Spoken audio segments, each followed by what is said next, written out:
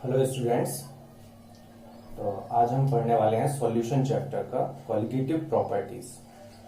तो qualitative properties जो है इससे ज्यादातर क्वेश्चंस यहीं से पूछे जाते हैं। जो न्यूमेरिकल क्वेश्चंस होते हैं सॉल्यूशन चैप्टर के, वो बोर्ड एग्जाम में आपके यहीं से पूछे जाते हैं। तो क्या मतलब है क्वालिटेटिव प्रॉपर्टीज का, तो देखते हैं। क्वालिटेटिव प्रॉपर्टीज अराइज होती हैं, किसकी वजह से आती हैं?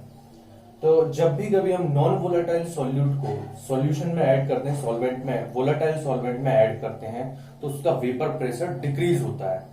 When we add a non volatile solute to a volatile solvent then its vapour pressure decreases. अब वेपर प्रेशर डिक्रीज होता है और इसकी वजह से जो प्रॉपर्टीज अफेक्ट होती हैं, जो प्रॉपर्टीज अराइड होती हैं, सॉल्वेंट की कुछ प्रॉपर्टीज चेंज होती हैं। जैसे कि आप बोल सकते हो relating layer of vapour pressure of solvent, या elevation of boiling point of, मतलब relative lowering means vapour pressure lower हो जा रहा है, कम हो जा रहा है, और elevation of boiling point increase करता है। डिप्रेशन ऑफ फ्रीजिंग पॉइंट होता है सॉल्वेंट का, फ्रीजिंग पॉइंट और कम हो जाता है। एंड ऑस्मोटिक प्रेशर में, ऑस्मोटिक प्रेशर का जो है ऑफ सॉल्यूशन, ऑस्मोटिक प्रेशर में भी चेंज आता है, ऑस्मोटिक प्रेशर का भी कंसेप्ट आता है। तो यहां पर ये 4 प्रॉपर्टीज जो है वो कहते हैं, उनको बोलते हैं क्वालिटेटिव प्रॉपर्टीज। तो ये जो जितनी भी प्रॉपर्टीज हैं, these basically depends on number of non volatile solute, number of particles of, depend on number of particles of solute present in the solution. जो सॉल्यूशन में जितना भी नंबर ऑफ पार्टिकल सॉल्यूट को प्रेजेंट होगा उसी पर directly depend करती हैं ये प्रॉपर्टीज, और इन्हीं को बोलते हैं क्वालिटेटिव प्रॉपर्टीज।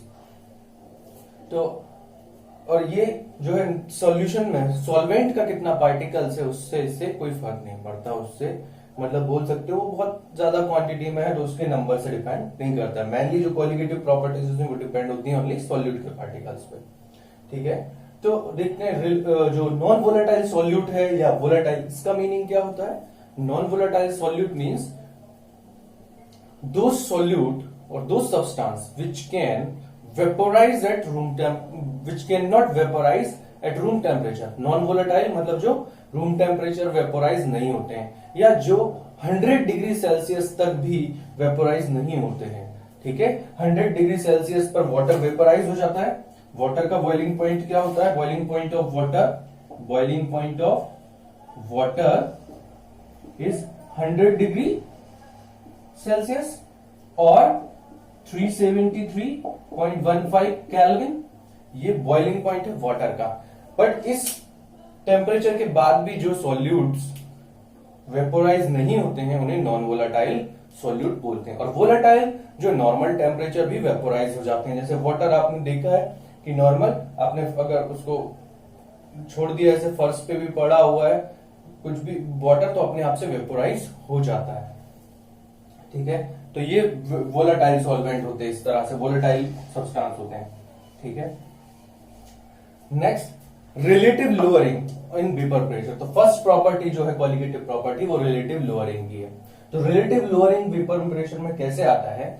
जब नॉन वोलेटाइल सॉल्यूट को आपने ऐड किया तो होता क्या है यहां पर कि पहले तो जैसे कि हम एक कंटेनर लेते हैं जिसमें एक ए टाइप का सॉल्वेंट या वोलेटाइल सॉल्वेंट प्रेजेंट है। ये जो कोई भी जैसे वाटर है फॉर एग्जांपल, तो ये सॉल्वेंट प्रेजेंट है। तो यहां पर क्या होगा इस बीकर में, क्योंकि ये वोलेटाइल है तो इसके जो लिक्विड है, लिक्विड जो है कुछ वेपर फेज में भी कन्वर्ट हो रहा होगा यहां पर, और यहां पर कुछ वेपर्स भी प्रेजेंट होंगे। आप देखा होगा बॉटल में जब पानी ज्यादा टाइम तक रखा रहता है तो ऑटोमेटिकली उसमें जो है वेपर्स दिखाई देने लगते हैं। अगर आप हाफ बॉटल, आधा भरा हुआ बॉटल को आप देखेगा तो उसमें आपको दिखाई देगा कि वेपर्स बने होते हैं वहां पर। तो जो वेपर्स अराइज हो जाते हैं ये वेपर्स हैं। ठीक है, अब ये साथ में लिक्विड के साथ में इक्विलिब्रियम में है। ठीक है, आप बॉटल को शेक कर दोगे वो वापस से लिक्विड में कन्वर्ट हो जाएंगे। ठीक है, तो ये वेपर्स हैं और इनके वजह से जो यहां पर प्रेशर है उसे हम बोलते हैं प्योर वेपर प्रेशर, क्योंकि यहां पर सिर्फ ए अकेला प्रेजेंट है। It is called pure vapour pressure, जिसे हम नॉट से रिप्रेजेंट करते हैं, P A naught, partial vapour pressure, pure vapour pressure of A. लेकिन जब आपने इसमें किसी दूसरे नॉन वोलेटाइल सॉल्यूट को यहां पर ऐड किया, ठीक है, तो नॉन वोलेटाइल सॉल्यूट वेपोराइज तो नहीं होता है, लेकिन वो फिर भी वेपर प्रेशर को डिक्रीज कर देता है। किस तरह से? तो थ्योरेटिकली आप उसको ऐसे देख सकते हैं कि यहां पर क्या हुआ, जैसे यहां पर नॉन वोलेटाइल सॉल्यूट ऐड हुआ, तो ये क्या होगा, यहां पर इसके जो भी मॉलिक्यूल्स हैं, जो भी सॉल्यूट होगा उसके मॉलिक्यूल्स यहां पर आएंगे, तो ऐसा बोल सकते हो कि पहले जो वेपर्स में ए के जो मॉलिक्यूल्स थे वो वेपर्स में कन्वर्ट हो रहे थे, तो अभी यहां पर बी मॉलिक्यूल्स भी आ गए, तो उन्होंने भी कुछ स्पेस कवर कर लिया, जो सरफेस एरिया कवर किया है, तो जितनी स्पेस कवर की उस स्पेस से तो जो वाटर मॉलिक्यूल्स है, यहां से वाटर मॉलिक्यूल्स, यहां के जो वाटर मॉलिक्यूल्स हैं वो तो वेपराइज नहीं हो पाएंगे। मीन्स अल्टीमेटली पहले इतना सारा सरफेस एरिया अवेलेबल था, ये पूरा सरफेस एरिया अवेलेबल था वेपराइज होने के लिए वेपर्स को, अभी यहां पर सरफेस एरिया कम हो गया, तो इसका मतलब वेपर प्रेशर भी कम हुआ, क्योंकि अब कम मॉलिक्यूल जो है वेपराइज हो पा रहे हैं पहले के कंपेयर में, क्योंकि यहां से जो मॉलिक्यूल्स, यहां वाले मॉलिक्यूल्स तो वेपर में कन्वर्ट हो रहे हैं, पर जो यहां पर प्रेजेंट थे इधर में वो मॉलिक्यूल्स नहीं हो पा रहे हैं, क्योंकि उनको बी वाले मॉलिक्यूल्स रोक ले रहे हैं, ऐसा सोच सकते हो, सरफेस एरिया डिक्रीज हो गया। ठीक है, दूसरा वे में ये भी बोल सकते हैं कि जैसे for example, real example, that is जो आपने सॉल्ट लिया, सॉल्ट को जब हम वाटर में डालते हैं, सॉल्ट क्या है, volatile, non volatile solute, salt या शुगर, तो उसको जब आप इसमें वाटर में डालते हो तो सॉल्ट कन्वर्ट हो जाता है किसमें, सॉल्ट कन्वर्ट हो जाता है सोडियम पॉजिटिव और क्लोरीन माइनस आयंस में, सोडियम पॉजिटिव और क्लोरीन माइनस आयन में कन्वर्ट हो जाता है पानी में जाते ही।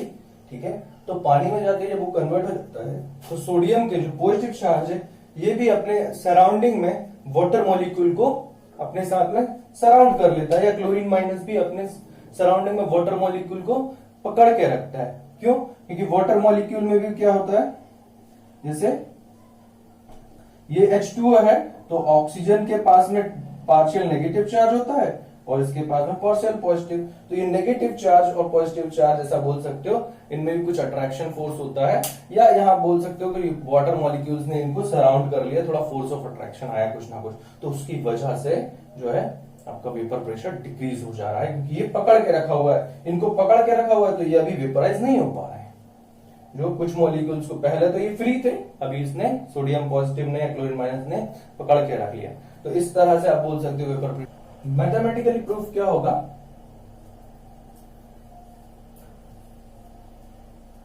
तो यहां पर बोल सकते हैं by Raoult's law. Raoult's law क्या कहता है कि जो total pressure of the solution is equal to partial pressure of the A plus partial pressure of the B. Means PT क्या है, यहां पर हमने जब बी को नॉन वोलेटाइल सॉल्यूट को ऐड कर दिया तो PT is total pressure of the solution, जो चेंज, जो भी न्यू प्रेशर आया है, टोटल प्रेशर। ठीक है, और वो किसकी वजह से, ए और partial pressure of A plus partial pressure of B, दोनों की वजह से, क्योंकि पहले तो सिर्फ ए अगर प्रेजेंट होता तो उसका ही अकेला प्रेशर होता, लेकिन अभी दो सब्सटेंस प्रेजेंट थे तो हम बोलेंगे partial pressure of A plus partial pressure of B, and partial pressure of P A can be written as P A naught X A plus P B naught X B, where PA naught is pure vapor pressure of A, XA is mole fraction of A, plus PB naught is pure vapor pressure of B, non-volatile solute, and XB is pure mole fraction of B. तो यहां पर एक चीज देख सकते हैं कि ये जो PB naught होगा ये तो जीरो होगा। क्यों? क्योंकि आपका जो नॉन वोलेटाइल सॉल्यूट है वो जब भी नॉन वोलेटाइल सॉल्यूट जो वेपोराइज नहीं होता तो उसकी वजह से तो कोई प्रेशर होगा ही नहीं। आप ऐसा बोल सकते हो, इसमें अगर बी अकेला प्रेजेंट है तो इसकी वजह से तो कोई प्रेशर आएगा ही नहीं है, क्योंकि ये तो वोलेटाइल, नॉन वोलेटाइल है, तो वेपर में कन्वर्ट ही नहीं होगा, तो इसकी वजह से यहां प्रेशर क्या होगा, जीरो। तो इसीलिए हमने लिया for non volatile solute pure vapour pressure is zero, तो ये पूरी टर्म जीरो हो जाएगी, P V naught into X B is zero. ठीक है, तो P T can be written as, total pressure can be written as P A naught plus P A naught into X A, mole fraction of A. अब mole fraction of ए को आप लिख सकते हैं 1 minus mole fraction of B, 1 minus mole fraction of B. क्यों? क्योंकि mole fraction of A plus mole fraction of B equal to 1 होता है, तो mole fraction of A can be written as 1 minus mole fraction of B. ठीक है, ये चीज हमें पहले से पता है कि कभी भी दो ओनली बाइनरी सॉल्यूशन में सम ऑफ मोल फ्रैक्शंस या किसी भी तरह का सॉल्यूशन है उसमें जो इंडिविजुअल पार्टिकल्स है उनके मोल फ्रैक्शन का सम जो होगा वो हमेशा रिजल्ट 1 देगा। तो यहाँ 2 ही सब्सटेंस है ए और बी, तो उनके मोल फ्रैक्शन का सम 1 होगा। ठीक है, तो पीए नॉट यहां से आ जाएगा पीए नॉट एक्स बी, ये जो P A naught X P T is equal to P A naught minus P A naught X B, तो पीए नॉट एक्स बी को लेफ्ट साइड लेकर आया तो P A naught X B is equal to P A naught P T को उधर लेगा माइनस पीटी। तो ये पीए नॉट माइनस पीटी ये था pure vapour pressure of A minus कुछ। ठीक है, तो ये माइनस टोटल वेपर प्रेशर, तो ये जो बोल रहे हैं इसे ही बोलते हैं हम लोअरिंग इन वेपर प्रेशर, क्योंकि पहले पीए नॉट तो ज्यादा होगा जब अकेला पीए नॉट प्रेजेंट था, पीए नॉट क्योंकि प्योर वेपर प्रेशर था, और अभी प्रेशर कुछ डिक्रीज हुआ है तो ये जो कम है, तो ये जो चेंज आया है प्रेशर का इसी को बोलते हैं lowering in vapour pressure. Next PA not को आप राइट साइड लेके जाओगे तो वो डिवाइड में आ जाएगा, that is mole fraction of B is equal to P A naught minus P T by P A naught. It is called relative lowering in vapour pressure. So हम पीए नॉट माइनस पीटी को delta P लिख सकते हैं। तो further mole fraction of B, mole fraction of B क्या है, number of moles, किस mole fraction की डेफिनेशन क्या है, number of moles of one component divide by number of moles of the whole solution. ठीक है, तो यहां पर number of moles of X B, mole fraction of B is number of moles of B divided by number of moles of A plus number of moles of B. Solution में कितने moles होंगे, moles of A plus moles of B.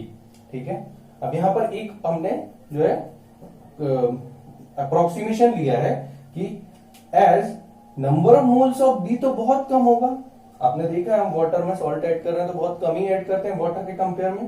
ठीक है, तो non volatile solute, या यहां पर ऐसा बोल सकते हो नॉन वोलेटाइल सॉल्यूट जो होगा वो हमेशा जो सॉल्वेंट है उसके कंपेयर में तो बहुत कम होगा। ठीक है, तो बहुत कम होगा तो मतलब कि number of moles of A plus number of moles of B can be written as number of moles of A. ये वैसे ही होगा जैसे 1000 number of moles of A है, ये number of moles of A है प्लस 1 मोल ऑफ, या आप बोल सकते हो 2 मोल या 10 मोल ऑफ बी है। तो 1000 के कंपैरिजन में तो 10 भी बहुत छोटा क्वांटिटी है, तो आप उसको लिख सकते हो अप्रोक्सीमेशन 1000 ही, तो कैलकुलेशन इजी हो जाएगा। इसलिए हम यहाँ पर क्या करते हैं, number of moles of B by number of moles of A, इसको अप्रोक्सीमेट कर लेते हैं, number of moles of A, इसको number of moles of A ही लिख देते हैं। ठीक है, as number of moles of B is very very less than number of moles of A. तो फर्दर ये इक्वेशन बन जाएगा कैसे, number of moles of B को क्या लिख सकते हैं, नंबर ऑफ मोल्स की डेफिनेशन क्या होती है, number of moles is calculated as given mass of the substance divide by its molar mass, given mass of the substance divide by its molar mass, number of moles of B can be what weight of the B divided by its molar mass, and same as number of moles of A is weight of the substance A divided by its molar mass, जो कि numerator में आ जाएगा। ठीक है, तो ये molar mass of A is equal to delta P by P A naught. तो ये आपको रिलेशन पूरा अच्छे से याद रखना है, इसी पर बेस्ड जो है आपके क्वेश्चंस आते हैं एग्जाम में। ठीक है, इसको दूसरे टर्म्स में ऐसे भी लिख सकते हैं, weight of the solute into molar mass of solvent divide by molar mass of solute into weight of the solvent is equal to delta P by PA not. ठीक है, तो इस तरह से आपका जो है यहां तक हम लोग आज करते हैं। ठीक है, थैंक यू।